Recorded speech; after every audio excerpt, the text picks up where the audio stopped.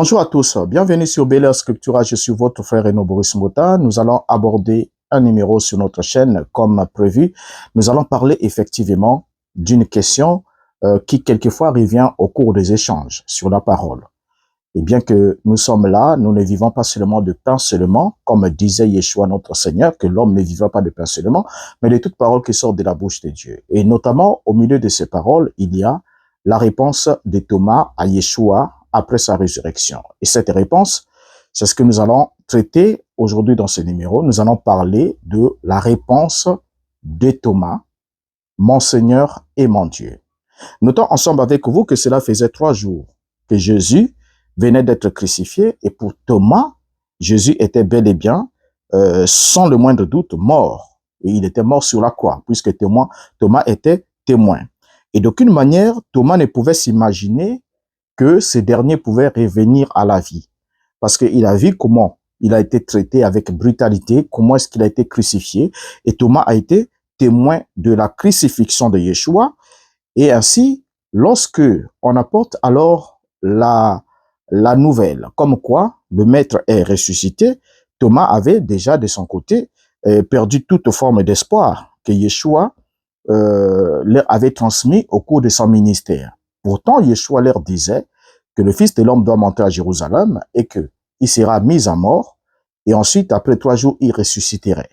Malgré les enseignements que Yeshua avait donnés pour confirmer sa messianité, Thomas, lui, il ne voyait pas ça de cet œil-là.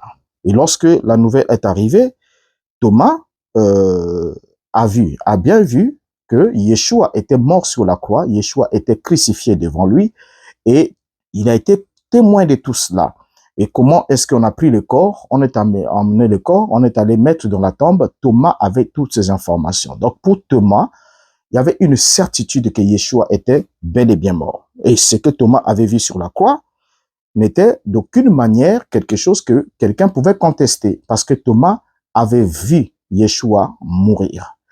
Alors, lorsqu'on prend Matthieu chapitre 27, verset 46, Thomas aussi, comme tous les disciples, avait aussi non seulement vu Yeshua mourir, mais entendu aussi Yeshua pousser ses cris de détresse en disant, et vers la 9e heure, Jésus s'écria d'une voix forte, Eli, Eli, lama sabachthani. C'est-à-dire, mon Dieu, pourquoi m'as-tu abandonné?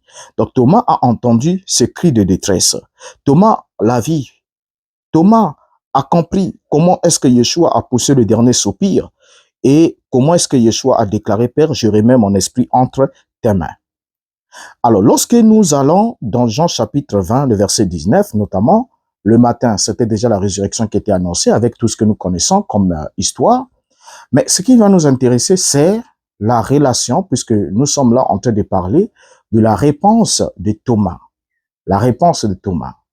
Et cette réponse de Thomas, c'est ce que nous sommes en train de vouloir étudier. Était-ce une déclaration affirmative ou encore quelle était la nature de cette réponse? C'est ce que nous voulons découvrir ensemble avec vous. Donc, étudier la question avant cette déclaration, étudier la question pendant cette déclaration et étudier l'après cette déclaration dans la conception identitaire de Yeshua, dans ce que les disciples avaient comme conception de ces derniers sur son identité. Et lorsque nous prenons Jean chapitre 20, le verset 19, au verset, nous allons descendre progressivement, Jean chapitre 20, le verset 19. Le soir de ce jour, qui était le premier de la semaine, les portes du lieu où se trouvaient les disciples étant fermées à cause de la crainte qu'ils avaient des Juifs. Jésus vint, se présenta au milieu d'eux et leur dit, « La paix soit avec vous. » Verset 20. Et quand il eut dit cela, il leur montra ses mains et son côté. Les disciples furent dans la joie en voyant le Seigneur. Verset 21. Jésus leur dit de nouveau, « La paix soit avec vous, et comme le Père m'a envoyé, moi aussi je vous envoie. » Verset 22. Après ces paroles, il souffla sur eux et leur dit, « Recevez le Saint-Esprit. C'est à qui vous pardonnerez le péché, il leur sera pardonné, ils leur seront pardonnés, et c'est à qui vous retiendrez, vous les retiendrez, ils leur seront retenus. » Thomas, appelé Didyme, l'un des 12, n'était pas avec eux lorsque Jésus vint. Alors déjà là, nous mettons une pause là déjà, quelque chose de significatif. Nous voyons Yeshua qui ressuscite, Yeshua qui arrive, qui rencontre les disciples. Et lorsqu'il rencontre les disciples, il leur énonce sa paix à 2 reprises. La Bible nous dit que les disciples furent dans la joie en voyant le Seigneur. Ça, c'est que la Bible nous rapporte au verset 20e. Et ensuite, la Bible nous dit que après leur avoir donné la commission, il leur a dit que la paix soit avec vous et comme le Père m'a envoyé, moi aussi je vous envoie. Et après ces paroles, il souffla sur eux et leur dit, recevez le Saint-Esprit. Alors, il leur donne ainsi l'autorité de pardonner les péchés et aussi l'autorité de retenir les péchés de ceux auxquels ils ne se seraient pas pardonnés. Mais ce qui nous intéresse, c'est le verset 24 qui nous apprend que Thomas, appelé Didyme, l'un des 12, n'était pas avec eux lorsque Jésus vint. Donc Thomas n'était pas là.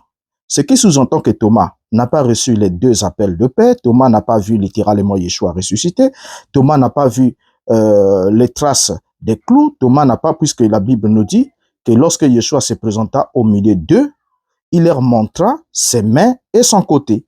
C'est Yeshua qui leur a montré cela. Il leur a montré ses mains et son côté pour montrer que c'était réellement lui, qu'ils n'étaient pas en train d'halluciner, ils n'étaient pas dans une vision, que c'était réellement lui. Vous voyez? Et ensuite, il leur a soufflé, il leur a dit, recevez le Saint-Esprit. Donc Thomas n'a pas vu Yeshua, Thomas n'a pas vu les traces des clous et les traces et la plaie de son côté, et Thomas aussi n'a pas reçu cette promesse immédiate du Saint-Esprit. Donc lorsque le Seigneur dit recevez le Saint-Esprit, Thomas n'est pas là. L'autorité même de pardonner les péchés ou de retenir le péché, Thomas n'est pas là. Puisque le verset 24 dit, Thomas, appelé Didyme, l'un des 12, n'était pas avec eux lorsque Jésus vint. Maintenant, le verset 25 nous dit, les autres disciples lui dirent donc, nous avons vu le Seigneur. Mais il leur dit, si je ne vois dans ses mains la marque des clous, et si je ne mets mon doigt dans la marque des clous, et si je ne mets ma main dans son côté, je ne croirai point. Bien, la réponse de Thomas est claire envers ses frères. Une façon de leur dire, je l'ai vu mourir. Je l'ai vu être enlevé de la croix, je l'ai vu être apporté, emmené dans la tombe. Je l'ai vu mourir. La mort de Yeshua est une certitude pour moi parce que je l'ai vu mourir. Maintenant là que vous m'apprenez que vous l'avez vu ressusciter. Vous avez dit que vous avez vu le Seigneur. Et quand vous l'avez vu, il vous a montré ses mains, il vous a montré son côté. Alors moi, je n'étais pas là avec vous. Et si vous croyez que c'était lui, ça c'est vous. Moi, je n'étais pas là. Et je suis fatigué d'entendre toutes les nouvelles parce que pour moi, jusqu'à preuve du contraire, c'est pas différent d'une rumeur. Ensuite, il leur dit, si je ne vois, parce que vous avez vu, si je ne mets mon doigt, parce que vous avez mis les doigts, si je ne mets ma main dans son côté, je ne croirai point. Alors, qu'aurions-nous fait à la place de Thomas?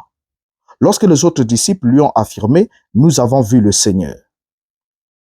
Donc, il y a de fortes probabilités que nous aussi, nous ayons cru à une mauvaise plaisanterie en entendant les rumeurs qui affirmeraient que Yeshua était revenu à la vie. Mais probablement, c'est que Thomas a pensé. Thomas s'est dit peut-être que c'est une rumeur. Ce fut alors pour cette raison qu'il a fait part de son incrédulité en affirmant aux autres disciples, si je ne vois la marque de clou dans ses mains, si je ne mets mon doigt dans la marque de clou et je ne mets ma main dans son côté, je ne croirai point. Donc il pose les conditions préalables pour qu'il puisse croire au récit que lui rapportèrent ses frères. Alors donc Thomas avait besoin en quelque sorte d'avoir des preuves solides pour ses yeux, les preuves solides sous ses yeux. Il lui était impossible de croire dans le témoignage des autres disciples. Parce que pour lui, le témoignage des autres disciples n'était pas suffisant pour lui. Il voulait plus d'évidence. Je l'ai vu mourir. Il faut que j'ai une évidence que c'est réellement lui, parce que je le connais. Je ne peux pas me focaliser sur ce que vous me dites. Alors, Thomas avait vu Yeshua rendre l'âme sur la croix. Et lorsque Yeshua ressuscite, Thomas n'a pas besoin que ce soit les autres qui lui donnent l'information. Thomas se dit, je l'ai vu mourir, il faudra que je puisse avoir aussi la certitude. Autant que j'étais certain de l'avoir vu mourir, je vais aussi avoir la certitude que réellement il est revenu à la vie. Et 8 jours passèrent, Thomas n'avait toujours pas vu Yeshua. Et malgré la foi de ses amis, la foi de ses frères et les nombreux témoignages qui lui étaient rapportés, Thomas demeurait dans son incrédulité. Et nous le retrouvons de nouveau dans la même maison, les portes étant fermées, et Yeshua se retrouva alors 8 jours plus tard, encore au milieu d'eux. Ainsi, Jean chapitre 20, le verset 26 nous dit, 8 jours plus tard, 8 jours après, les disciples de Jésus étaient de nouveau dans la maison, et Thomas se trouvait avec eux. Jésus vint, les portes étant fermées, se présenta au milieu d'eux et dit, la paix soit avec vous. Puis, il dit à Thomas, avance ici ton doigt et regarde mes mains, avance aussi ta main et mets-la dans mon côté et ne sois pas incrédule, mais crois. Verset 28. Thomas lui répondit, mon Seigneur et mon Dieu.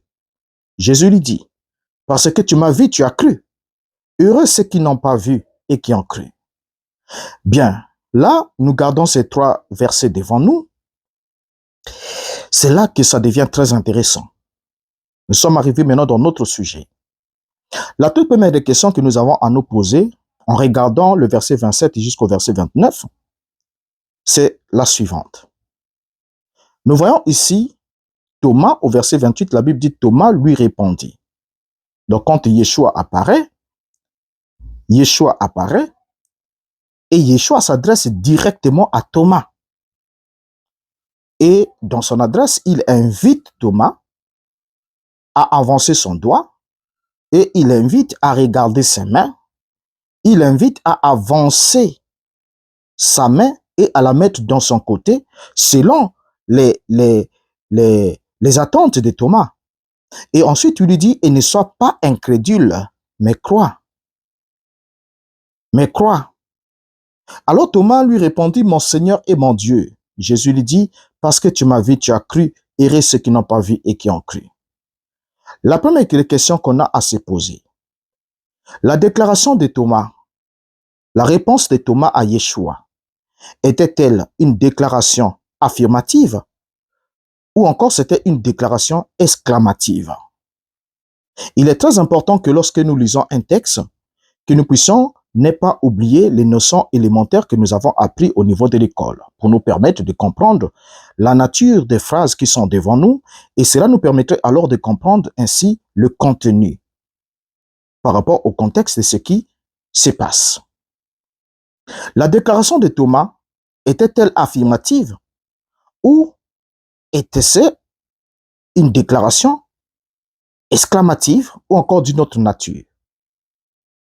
Alors, Yeshua lui dit d'avancer sa main, de toucher, de mettre, ainsi de suite. Et Yeshua souligne, et ne sois pas incrédule, mais crois. Qu'est-ce que Thomas devrait croire? Qu'est-ce que Thomas devrait croire? Thomas devrait-il croire que le Seigneur est ressuscité? Ou Thomas devrait-il croire que Yeshua est Dieu? Parce que la foi de Thomas doit être la réponse à l'ordre que le Seigneur lui a donné après lui avoir apporté les évidences de sa résurrection. Les évidences de la résurrection du Seigneur, c'était qu'il montre les traces des clous pour montrer que c'était réellement lui et qu'il était physique et qu'il avait le même corps avec lequel il était crucifié et que c'est réellement lui. Et maintenant, lorsque Thomas voit, Yeshua lui montre les évidences de sa résurrection et l'invite à croire. La question, que devait croire Thomas? Quand Yeshua lui dit, ne sois pas incrédule. Quand Yeshua lui dit, ne sois pas incrédule, mais crois. Que devrait-il croire? C'est la question. Que devrait-il croire? Devrait-il croire que le ressuscité, que Yeshua est ressuscité? Ou devrait-il croire que Yeshua est Dieu? C'est la bonne question qu'il faut se poser. La réponse se trouve dans qu'est-ce que Thomas ne croyait pas. Qu'est-ce que Thomas ne croyait pas? Parce que Thomas a demandé des évidences de la résurrection. C'était pour pouvoir faire asseoir sa foi. Qu'est-ce qu'il ne croyait pas? Thomas ne croyait pas que les autres aient vu le Seigneur ressuscité. C'est cela. Quand les autres lui ont dit, nous avons vu le Seigneur, Thomas, lui, il n'a pas cru. Il dit, je ne croirai pas tant que je ne mettrai pas ma main. Donc, ici, ce que Yeshua demande à Thomas de croire, il n'est pas en train de lui demander de croire que lui, il est Dieu, mais plutôt de croire ce que lui ne croyait pas, ce qu'il ne voulait pas croire. La déclaration des autres, l'affirmation des autres comme quoi le Seigneur est ressuscité. Et pour ça, par la suite, nous pouvons reprendre aussi le récit qu'a apporté Luc. Ça va nous permettre de comprendre cette scène. Parce que Jean nous a donné les deux rencontres de Yeshua. La première, quand Thomas n'était pas présente. Et ensuite, la deuxième, lorsqu'il vient en présence de Thomas. Mais qu'est-ce que Luc nous dit pour ce qui s'est passé de la première rencontre? Ça nous permettra de comprendre la nature de la réponse de Thomas. Luc chapitre 24, le verset 34 jusqu'au verset 37. Que lisons-nous au sujet de la première rencontre? Cette première rencontre que Jean rapporte là-bas, où Yeshua était venu, que Thomas n'était pas. Yeshua leur a montré ses mains et ses pieds, et Yeshua leur a soufflé sur eux, leur a souhaité de pardonner les péchés, leur a annoncé sa paix, ainsi de suite, alors que Thomas n'était pas présent. Mais dans Luc chapitre 24, le verset 34 à 37, nous lisons. En disant le Seigneur est réellement ressuscité, il est apparu à Simon. Et ils racontèrent ce qui leur était arrivé en chemin et comment il l'avait reconnu au moment où il remplit le pain. Tandis qu'il parlait de la sorte, lui-même se présenta au milieu d'eux et leur dit, « La paix soit avec vous. » Saisi de frayeur et d'épouvante, ils croyaient voir un esprit. Alors, regardons ce passage. Dès l'apparition de Yeshua, quand il arrive au milieu des disciples, leur première attitude, bien que les autres qui étaient sur le chemin de Maïs leur ont raconté comment ils l'ont rencontré, comment ils l'ont reconnu, comment au moment où il avait rempli du pain. Mais le verset 36 nous dit, tandis qu'il parlait de la sorte, lui-même se présenta au milieu d'eux et leur dit, « La paix soit avec vous. » Saisi de frayeur et d'épouvante, ils croyaient voir un esprit. Regardez bien, ils croyaient voir un esprit. Ils étaient devant le ressuscité, mais ils croyaient voir un esprit. Alors que nous savons très bien ensemble avec vous que Yeshua leur avait d'abord enseigné préalablement, dans Jean chapitre 4, la nature de Dieu. Que Dieu est esprit, Jean 4, 24. Dieu est esprit et il faut que ceux qui l'adorent en esprit et en vérité. Alors donc, lorsque les disciples voient Yeshua, les disciples sont saisis de frayeur, ils croyaient voir un esprit. Or, lorsque Yeshua dit que Dieu est esprit, c'est pour nous souligner le caractère immatériel de Dieu, parce qu'un esprit, comme il va le dire lui-même, Luc chapitre 24, verset 38 à 39, jusqu'au verset 40, la Bible dit, « Mais il leur dit, pourquoi êtes-vous troublés? Et pourquoi pareille pensée s'élève-t-elle dans vos cœurs? Voyez mes mains et mes pieds, c'est bien moi, touchez-moi, et voyez, un esprit n'a ni chair ni os comme vous voyez que j'ai. » Et en disant cela, il leur montra ses mains et ses pieds. Donc vous voyez bien ici que cette séquence est très importante. Cette séquence est très importante, pourquoi? Parce que Yeshua, pendant que les disciples croient qu'ils étaient en présence d'un esprit, croyaient voir un esprit, Yeshua démystifie leur croyance et leur montre qu'il n'était pas un esprit, il leur précise la nature d'un esprit, il leur a dit que un esprit n'a ni chair ni os comme vous voyez que j'ai. Donc il leur montre qu'il est totalement matériel. Alors que Dieu, lui, il est immatériel, impalpable. Mais Yeshua montre qu'il a la chair et il a l'os et il leur montre ses mains et ses pieds pour leur montrer qu'il était bien physique.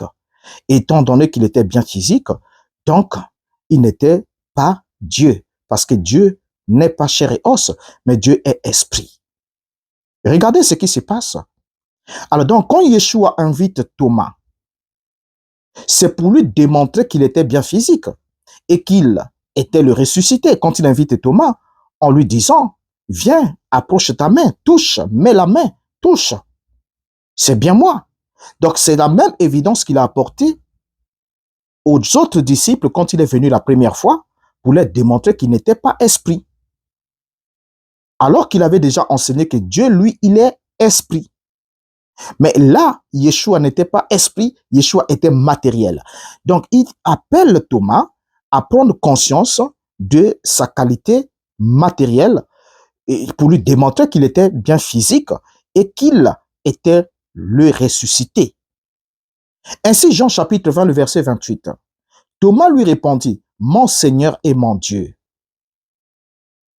Mon Seigneur et mon Dieu. Jésus lui dit, bien. Maintenant, dans ce verset 28, après que nous ayons compris déjà le fond, la raison pour laquelle Yeshua invite Thomas à mettre son doigt, c'était pour attester qu'il était réellement physique. Il était en chair et en os, alors que Dieu, lui, n'est pas de chair et d'os. N'est-ce pas? C'est ce que Yeshua montre là, qu'il n'était pas esprit. Et même le contact, la palpation et tout cela, c'était pour démontrer qu'ils n'étaient pas en présence d'un esprit. Mais Thomas lui répondit, « Mon Seigneur et mon Dieu. » Et Jésus lui dit, par la suite, ce qu'il a dit. Maintenant, nous devons étudier la nature de la phrase de Thomas, en révisant, bien sûr, nos cours élémentaires sur les types de phrases. Il est très important que nous puissions découvrir réellement ce que revoir notre cahier de cours de CE1, CE2, CM1, donc ce que nous avons appris à l'école primaire, parce que c'est là-bas qu'on a appris toutes ces notions. Et pour bon nombre d'entre nous, nous avons tellement appris de grandes choses que nous avons oublié des petites choses, et c'est ces petites choses que nous avons oubliées qui en fait devaient nous aider à construire notre compréhension, mais on se rend bien compte aujourd'hui que nous avons de sérieux problèmes pour ceux qui ont toujours séché les cours de français, qui n'ont jamais compris ces notions, et aussi pour ceux qui n'ont pas prêté attention, qui ont oublié. Nous devons alors nous rappeler de ces cours. Il faudra que nous puissions étudier la nature de la phrase de Thomas. Cette phrase de Thomas, il faudra qu'on étudie cette nature. Maintenant, on nous a appris quand on était à l'école qu'il y avait 4 types de phrases. Il y avait 4 types de phrases. Il y a, d'abord, premièrement, lorsqu'on parle de types de phrases, ça se réfère aux différentes catégories grammaticales et syntactiques dans lesquelles les phrases peuvent être classées en fonction de leur structure et de leur fonction communicative. Alors, maintenant, le type de phrases, ce sont des catégories qui distinguent les phrases en fonction de leur objectif communicatif et leur rôle dans la communication. Et les principaux types de phrases sont, premièrement, les phrases interrogatives. Une phrase interrogative, c'est une phrase qui pose une question. Par exemple, « Est-ce que tu viens demain ?» avec un point d'interrogation comme signe de ponctuation. Il y a un point d'interrogation à la fin et là, ça nous renseigne que nous sommes en présence d'une phrase interrogative, qui est une phrase qui pose une question, appelant ainsi une réponse. Et ensuite, nous avons la phrase impérative. La phrase impérative, c'est une phrase qui exprime un ordre ou une demande ou encore une suggestion. Par exemple, « Ferme la porte ». C'est une phrase impérative. Donc, ça donne un ordre, ça fait une demande ou ça fait une suggestion. Alors, ce sont déjà dans la déclaration de Thomas. La déclaration de Thomas n'est pas une phrase interrogative parce qu'on ne voit pas le point d'interrogation. Et ce n'est pas aussi une phrase impérative. Non plus. Parce que ce n'est ni un ordre qu'il donne à Yeshua, ce n'est ni une demande qu'il fait à Yeshua, ni une suggestion. Donc, ce n'est pas une phrase impérative. Alors, il nous reste les deux types de phrases. Il nous reste la phrase déclarative. Premièrement, en troisième lieu, nous avons la phrase déclarative. Et une phrase déclarative, il nous a été appris que c'est une phrase qui fait une déclaration ou qui donne une information. Et par exemple, lorsqu'on dit « le soleil brille », nous sommes là en présence d'une phrase déclarative. Donc, elle fait une déclaration ou donne une information. Maintenant, Les phrases déclaratives peuvent être distinguées en plusieurs formes. Nous avons, par exemple, qu'il faut reconnaître la différence qu'il y a entre une phrase affirmative et une phrase déclarative. Parce que toutes les phrases déclaratives ne sont pas affirmatives, parce que d'autres peuvent être négatives. Mais lorsqu'on veut parler de la phrase affirmative, pour montrer la forme, on se rend bien compte qu'il y a une différence entre la phrase affirmative et la phrase déclarative simplement.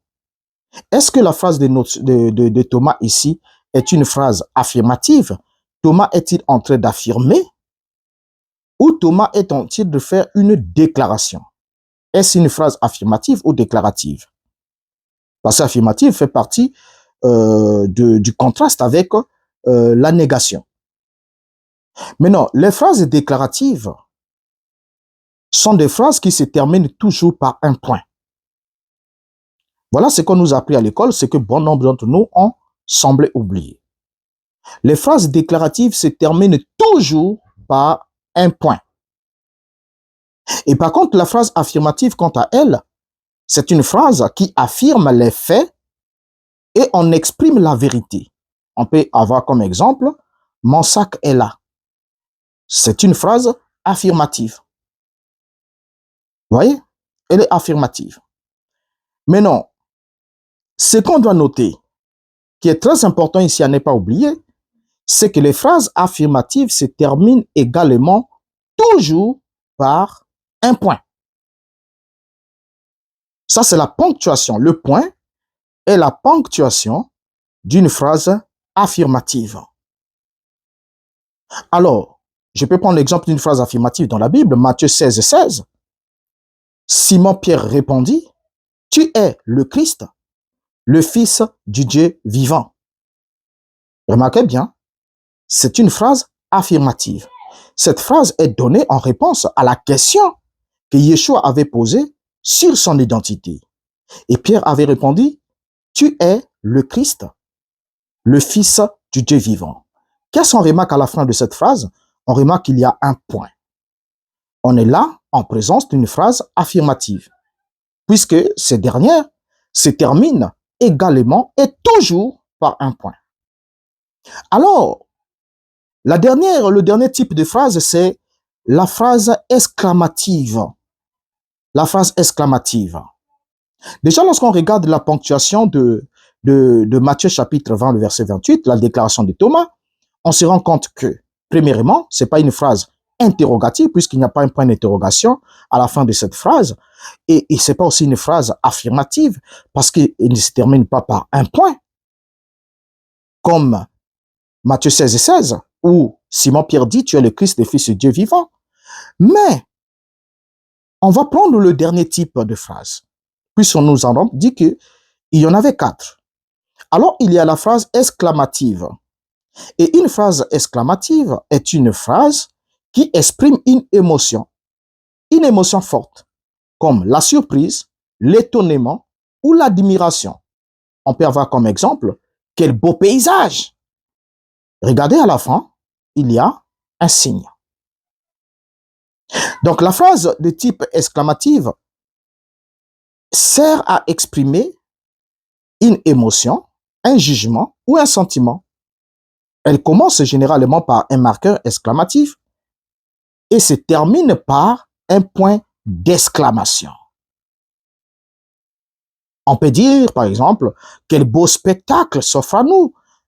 Nous avons là le point d'exclamation à la fin. Comme tu es content, nous avons le point d'exclamation à la fin. Alors, un point d'exclamation, quant à lui, pour certains qui ont semblé ignorer cette notion, autrefois appelé point d'admiration, est un signe de ponctuation fort qui se met à la fin d'une phrase exclamative à la place du point. Donc, la différence qu'il y a entre une phrase exclamative et une phrase affirmative, c'est au niveau de la ponctuation et aussi au niveau du marqueur introductif d'une phrase exclamative. Voyez? Mais le plus important, c'est que il y a le point d'exclamation en lieu et place d'un simple point. Ainsi, le point d'exclamation sert à exprimer un sentiment comme la joie, l'étonnement, la crainte, l'admiration, l'indignation, l'ironie, le chagrin, la douleur, etc. Il accompagne habituellement un cri, une injure, une interjection, une apostrophe, un ordre, une imploration, etc. Ainsi, il existe souvent une confusion entre une phrase déclarative et une phrase exclamative. Est-ce que la phrase de Thomas était-ce une phrase déclarative ou bien une phrase exclamative? Maintenant, les deux peuvent exprimer une information, ce qui est vrai. On nous a appris ça à l'école comme ça, que les deux peuvent exprimer, que ce soit une phrase déclarative comme une phrase exclamative. Les deux peuvent exprimer une information. Mais une phrase exclamative implique généralement une émotion forte et se termine par un point d'exclamation. Par exemple, quel beau paysage! Tandis qu'une phrase déclarative est simplement une affirmation ou une information neutre. Par exemple, le paysage est beau. Regardez. Donc, la différence est toujours de taille, c'est que la phrase exclamative se termine toujours par un point d'exclamation.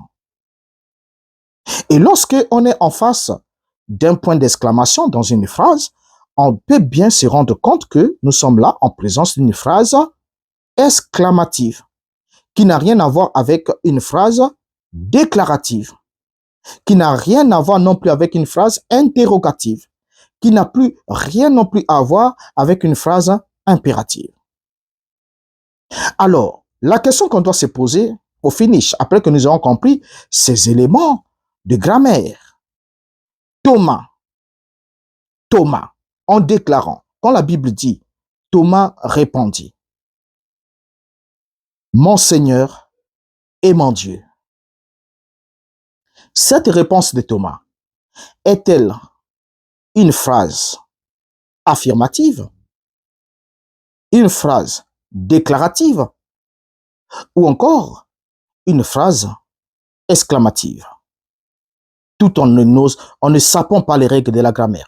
Vous savez que généralement, il y a certains qui vous diront, écoutez, frère, la parole n'a pas besoin de connaissances de grammaire, on n'a pas besoin...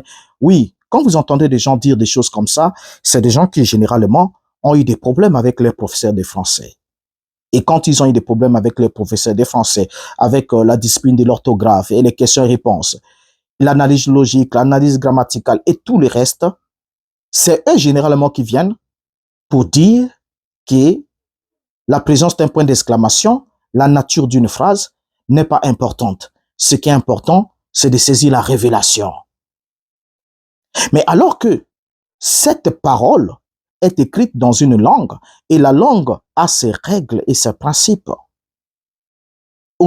étant donné qu'il y a des lois en toutes choses, et lorsque vous sapez les lois d'une discipline, vous ne courez pas selon les règles. C'est comme disait l'apôtre Paul que lorsque les athlètes courent dans un stade, ils courent nombreux, ils sont nombreux à courir, mais un seul remporte le prix. Et il dit qu'on doit courir selon les règles. Le problème n'est pas de courir pour courir, mais de courir selon les règles parce que chaque discipline a ses règles.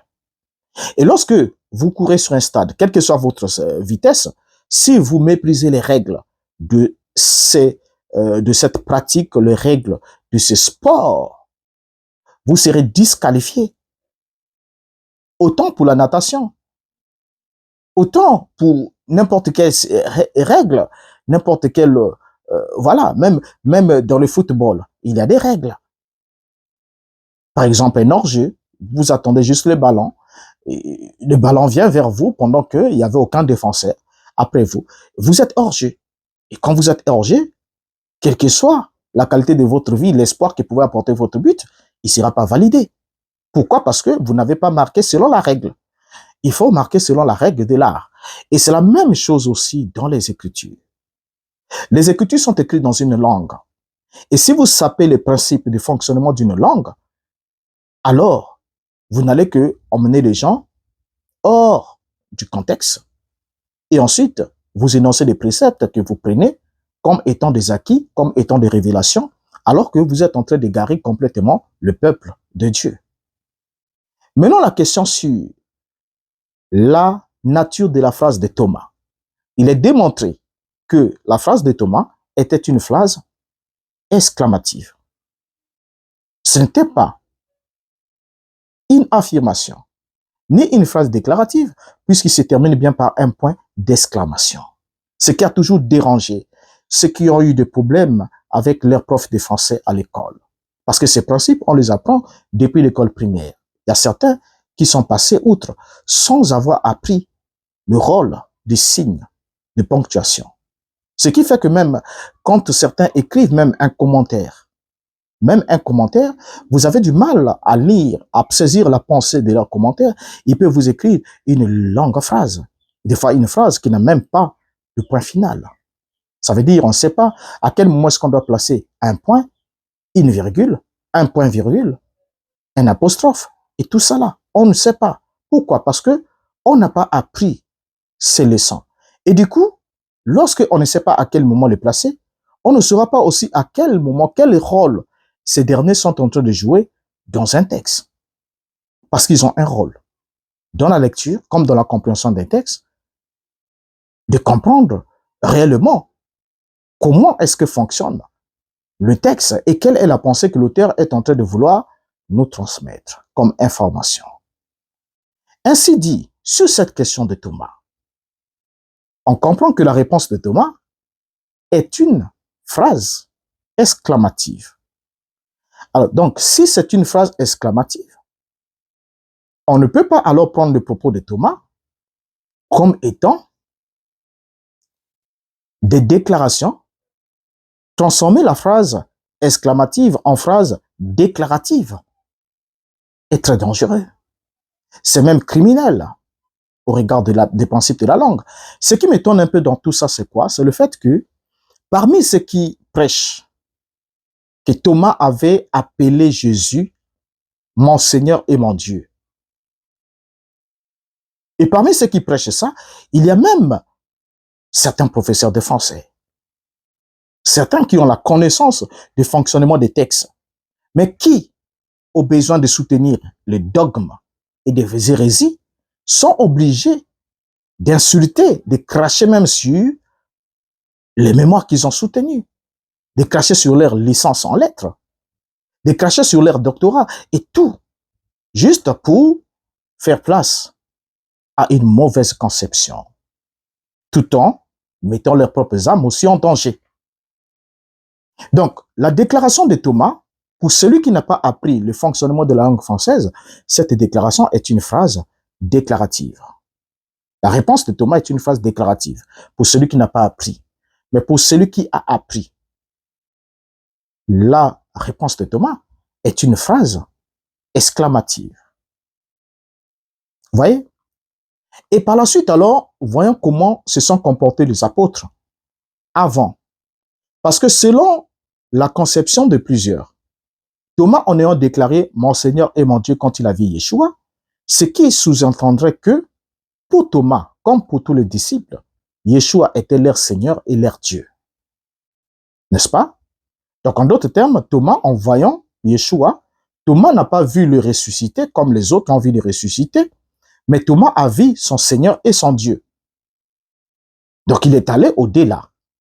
Il a eu une perception identitaire de Yeshua au-delà de la perception identitaire que Dieu avait donnée à Pierre. Dans Matthieu 16, 16. Tu es le Christ, le Fils de Dieu vivant. Alors, voyons maintenant comment les apôtres nous rapportent l'évangile avant la scène de Thomas et pendant cette scène et après cette scène. Est-ce que Thomas et les autres avaient-ils littéralement vu leur Seigneur et leur Dieu en voyant Yeshua ressuscité? Thomas a-t-il vu? Vous savez, j'ai essayé un peu de rire. Ça fait pas longtemps. J'ai posé la question à ChatGPT. Je lui ai posé la question, la toute première. Je lui ai dit, est-ce que Les disciples de Jésus, en voyant Jésus ressuscité, avaient-ils vu leur Seigneur et leur Dieu? Il me répond, il dit non. Les disciples n'ont jamais vu leur Seigneur et leur Dieu en voyant Jésus, parce que Jésus leur avait réellement informé sur qui était Dieu. Mais ils croyaient que Jésus était le Christ, le Fils de Dieu. J'ai dit, ok. Je lui repose la deuxième question. Thomas avait-il vu son Seigneur et son Dieu? Il dit, oui, Thomas avait vu son Seigneur et son Dieu, puisqu'il a dit, mon Seigneur et mon Dieu. Alors, vous comprenez? Donc, sur cette affaire-là, quand je lui renvoie l'autre question, la précédente, jusqu'à ce moment-ci, j'attends la réponse, il n'a plus de réponse. Parce que Thomas était un disciple de Yeshua. Vous voyez? Si dans la première question, Thomas, donc les disciples tous n'ont jamais vu Dieu, leur Seigneur et leur Dieu en voyant Yeshua ressuscité, mais que Thomas, lui, en voyant Yeshua ressuscité, voit son Seigneur et son Dieu, ça pose tout un problème pour la suite. Bon, là, c'était une brève parenthèse. Mais évoluons. Maintenant, regardons.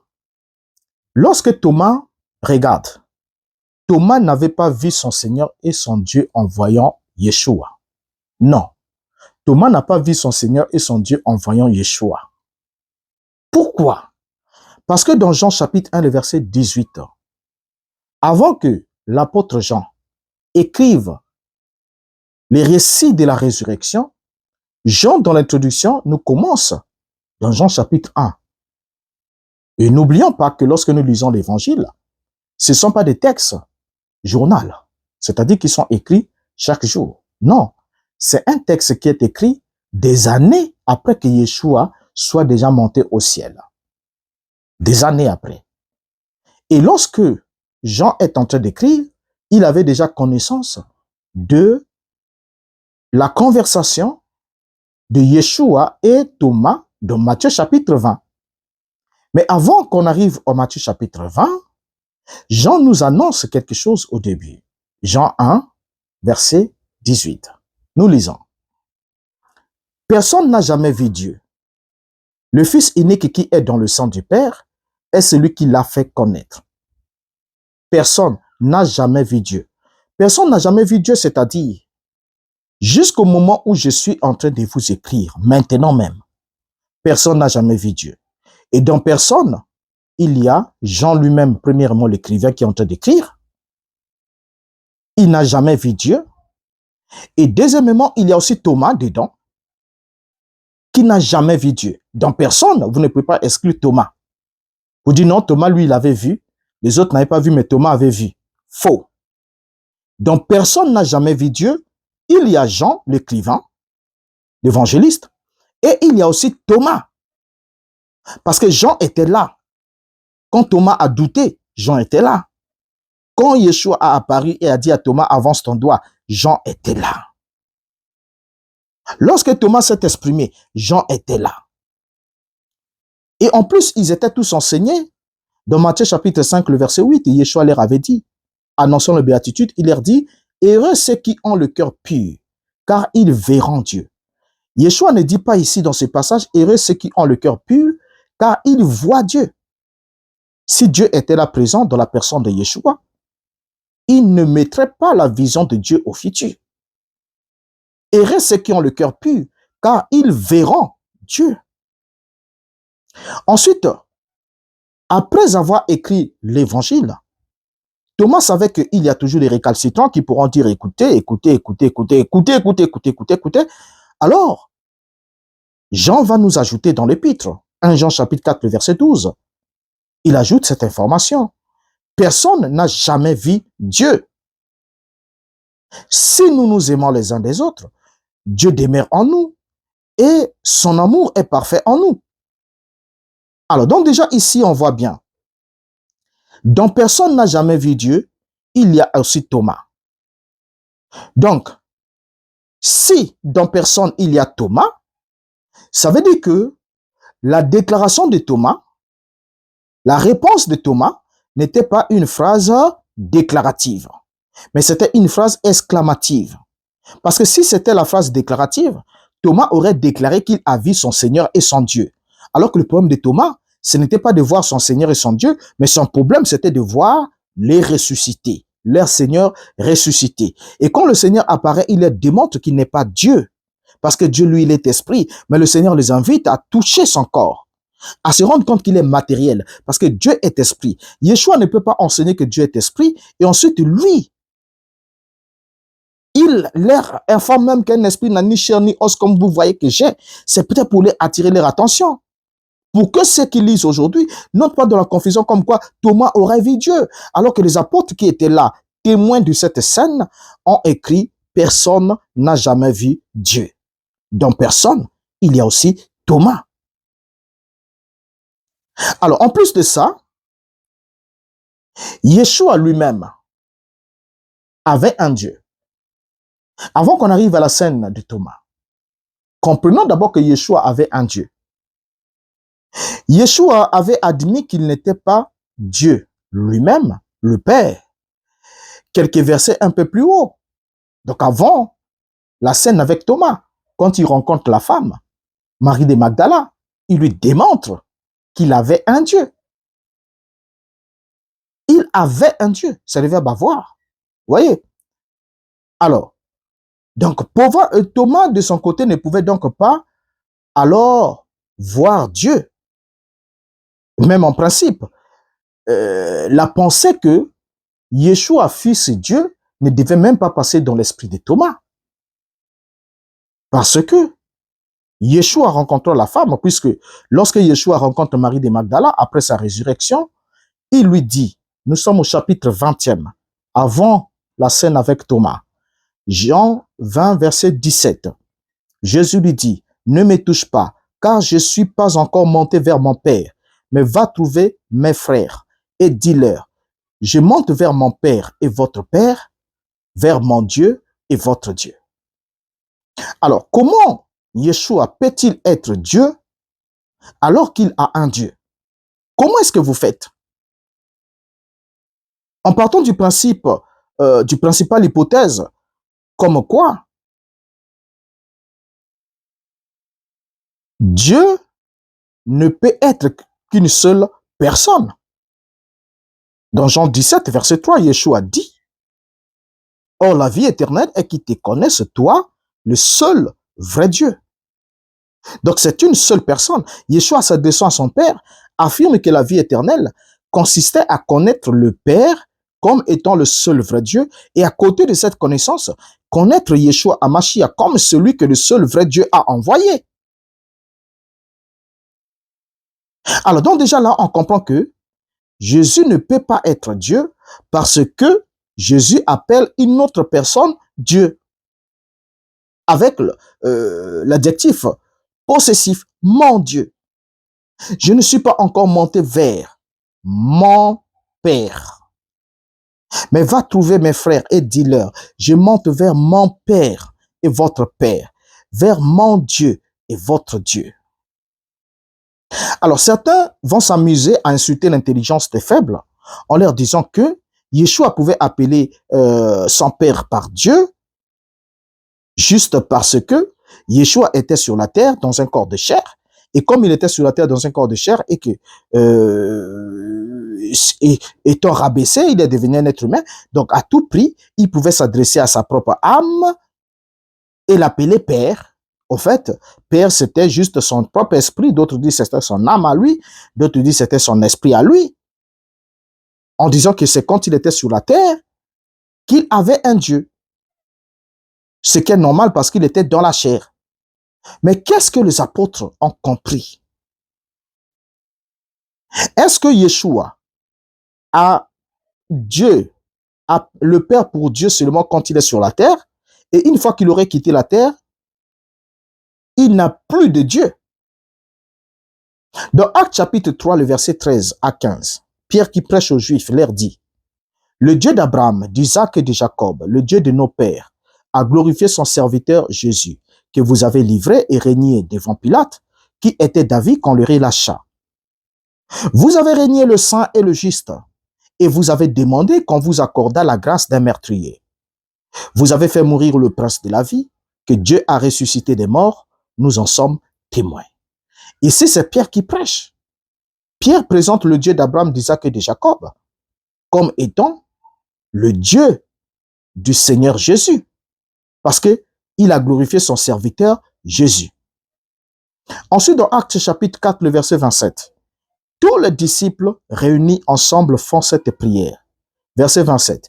En effet, contre ton saint serviteur Jésus que tu as oint, Hérode et Ponce Pilate se sont ligués dans cette ville avec les nations et alors avec le peuple d'Israël. Dans le nombre de disciples qui étaient là pour faire cette prière dans Actes chapitre 4, il y avait aussi Thomas. Tout comme il y avait Jean qui a dit personne n'a jamais vu Dieu. Mais dans cette prière, et Thomas ont tous prié Dieu en disant que, en présentant Jésus comme le saint serviteur de leur Dieu. Mais comment se fait-il que, quelques jours un peu plus tôt, Thomas avait déclaré mon Seigneur et mon Dieu? Donc ça s'est arrêté là. La déclaration s'est arrêtée là. Et après, quand Jésus va au ciel, dans leur prière, Jésus est encore le serviteur de Dieu. Et l'apôtre Paul arrive, Éphésiens 1, verset 16 à 17. Je ne cesse de rendre grâce pour vous, faisant mention de vous dans mes prières, afin que le Dieu de notre Seigneur Jésus-Christ, le Père de gloire, vous donne un esprit de sagesse et de révélation dans sa connaissance. Regardez. Afin que le Dieu de notre Seigneur Jésus-Christ. Donc là, notre Seigneur Jésus-Christ n'est plus sur la terre, mais il a un Dieu. Tout comme dans le passé, Élisée pouvait dire le Dieu de notre Seigneur, de mon Seigneur Abraham. Ici, Paul dit le Dieu de notre Seigneur Jésus-Christ. Et interrogeons alors Jésus lui-même, puisqu'il est au ciel. Est-ce que Jésus a encore un Dieu pendant qu'il est au ciel? Ou bien il est lui-même Dieu? Apocalypse 3, verset 2. Sois vigilant et affermis le reste qui est prêt de mourir, car je n'ai pas trouvé tes œuvres parfaites devant mon Dieu. C'est Yeshua qui parle ici. Et il affirme ici qu'il n'a pas trouvé les œuvres de ce messager parfaites devant son Dieu. Et dans Apocalypse 3, verset 12, c'est Yeshua qui parle à l'ange de l'église de Philadelphie. Il lui dit, « Celui qui vaincra, je ferai de lui une colonne dans le temple de mon Dieu. Et il n'en sortira plus. J'écrirai sur lui le nom de mon Dieu et le nom de la ville de mon Dieu, de la nouvelle Jérusalem qui descend du ciel de près de mon Dieu, et mon nom nouveau. » Alors, vous comprenez ensemble avec moi que, même au ciel, Yeshua confesse toujours avoir un Dieu. Et le Dieu de Yeshua est toujours son Père. Toujours son Père.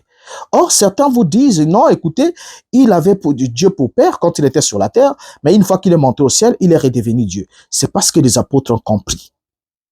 C'est pas non plus ce que Yeshua lui-même a compris. Donc, Jésus lui-même qui est au ciel, en écrivant, en envoyant le message d'Apocalypse, lui-même aussi n'avait pas la révélation que c'est lui qui était devenu Dieu. Mais c'est aujourd'hui, au XXIe siècle, que certains hommes ont le culot de prêcher un message satanique en affirmant alors que Jésus est leur Dieu. Alors que lui-même affirme qu'il avait un Dieu qui était aussi le Dieu des apôtres. Alors, après cet épisode, cet échange avec Thomas, qu'est-ce qui se passe à l'immédiat? Yeshua lui dit, tu as cru parce que tu as vu, heureux ceux qui n'ont pas vu et qui ont cru. Maintenant, la question, est-ce que Yeshua affirmait à Thomas que il a cru quoi? Il a cru qu'il est Dieu ou bien il a cru qu'il est ressuscité parce qu'il l'a vu? Et Yeshua dit, heureux ceux qui ont cru sans avoir vu. Qui ont cru quoi? Qui ont cru qu'il est Dieu ou bien qui ont cru qu'il est le ressuscité? Parce que Thomas, lui, voulait la preuve de la résurrection, comme quoi le Seigneur est ressuscité. Si je ne vois pas, je ne touche pas, je ne croirai pas. Il ne croirait pas quoi? Qu'il est ressuscité. C'était ça le message. Alors, suivons maintenant, la conversation avec Thomas s'arrête dans Jean chapitre 20, le verset 29. Mais que dit Jean aussitôt au verset 30 à 31? Donc, juste le verset qui suit. Parce que Thomas a vu son Seigneur et son Dieu. Mais que disent les versets qui suivent? Jésus a fait encore en présence de ses disciples beaucoup d'autres miracles qui ne sont pas écrits dans ce livre. Mais ces choses ont été écrites afin que vous croyiez que Jésus est le Christ, le Fils de Dieu, et qu'en croyant, vous ayez la vie en son nom. Donc ici, la conclusion n'est pas afin que vous croyiez que Jésus est le Seigneur, Dieu, et qu'en croyant, vous ayez la vie en son nom. Il n'y a pas une confession comme ça. Il n'y a pas une promesse de vie éternelle pour ceux qui croient à cette bêtise hérétique, satanique. Mais la Bible est claire. Mais ces choses ont été écrites afin que vous croyiez que Jésus est le Christ, le Fils de Dieu, et qu'en croyant, vous ayez la vie en son nom.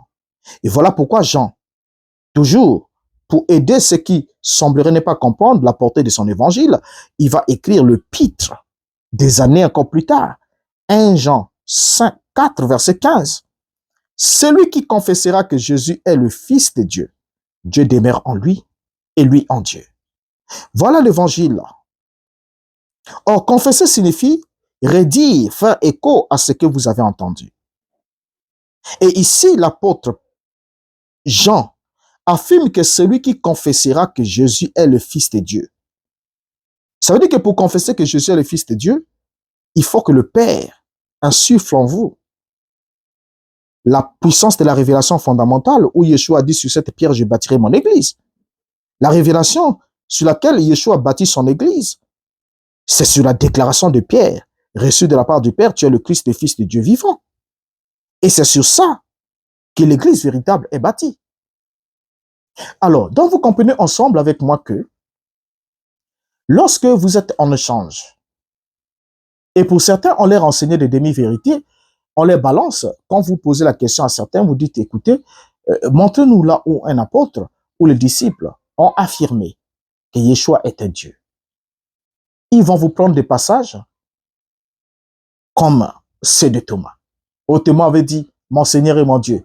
Donc Jésus est le Seigneur et le Dieu de Thomas et des apôtres. Mais après là, pourquoi Thomas dans Actes chapitre 4 adresse la prière à Dieu et dans sa prière, il présente Jésus comme le saint serviteur de Dieu?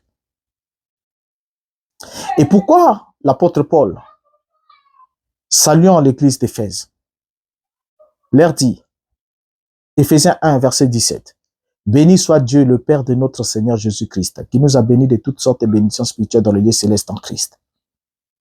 Et pourquoi Yeshua lui-même, étant au ciel, affirme encore qu'il avait un Dieu?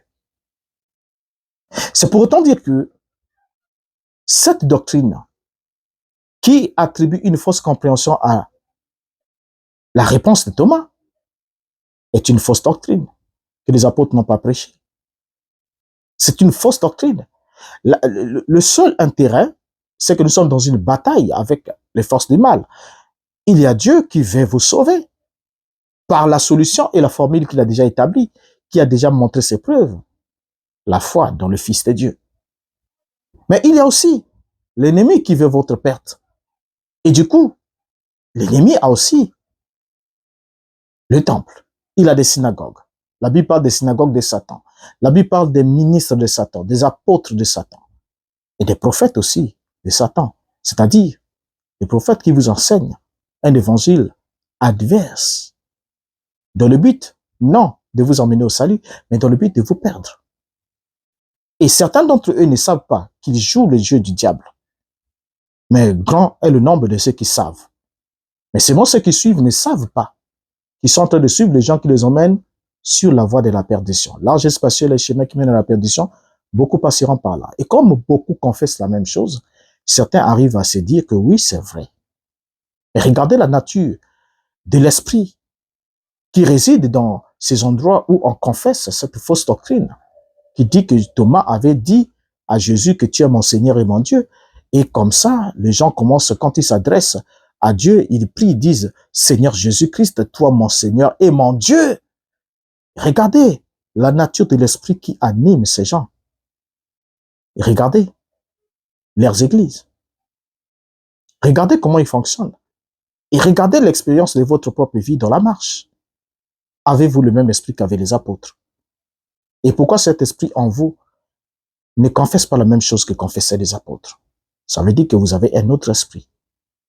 Voilà ce qu'on avait apporté pour qu'on comprenne ensemble avec vous que la réponse de Thomas à Yeshua n'était pas une réponse déclarative, mais c'était plutôt une phrase exclamative qui n'affirmait pas ce que Yeshua était, mais qui manifestait son étonnement, sa surprise. Voilà, donc il était étonné, il était surpris de se rendre effectivement compte que ce dont il ne voulait pas croire que le Seigneur était ressuscité était réellement vrai, le Seigneur était ressuscité. Et dépassé par l'événement, il s'est exclamé. Et vous avez voulu, certains ont voulu que, et les traducteurs leur disent, Thomas s'exclama en disant. Voilà. Certains ont voulu ça. Mais je crois que si vous cherchez très bien, vous trouverez des traducteurs qui, pour vous aider, pourront l'avoir dit. Mais d'autres ont simplement dit, Thomas répondit. Parce que c'était l'appel de Yeshua. Yeshua l'appelle, avance ta main, et Thomas donne une réponse exclamative. Mon Seigneur et mon Dieu. Il ne s'adresse pas à Yeshua. Le point d'exclamation à la fin est important. Allez demander à votre fils, qui est au C1, C2, de vous montrer encore son cahier et réviser les signes de ponctuation. C'est très important de connaître la nature, les types de phrases. Différence entre la phrase interrogative, la phrase déclarative, la phrase impérative et la phrase exclamative. C'était votre frère Renaud Boris Mota. Je vous donne rendez-vous au prochain numéro. Laissez votre avis en commentaire. Je suis toujours ravi de vous lire et vos suggestions aussi, bien sûr, ainsi que des questions, pour que chaque fois que nous en aurons l'occasion par la grâce de Dieu, nous en parlions. Merci d'avoir suivi jusqu'ici. Au revoir.